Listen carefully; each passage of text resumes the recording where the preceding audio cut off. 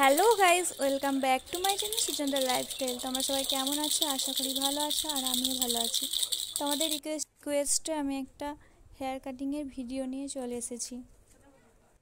প্রায় অনেকগুলো দিন হয়ে গেল আমি ভিডিও আপলোড করি না। আপলোড করব কিভাবে যদি ভিডিওই না বানাই? তো অনেক দিন ভিডিও বানানো হয়নি, তাই ভাবলাম হেয়ারটা যখন কাটছি তখন একটু ভিডিও করি, তাই ভিডিও করলাম।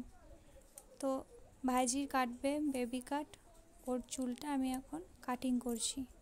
তোমরা দেখো কেমন হচ্ছে। তোর যেটা সুবিধা হবে দাও, তুমি যেটা ভালো লাগবে সেটা দাও। বলুন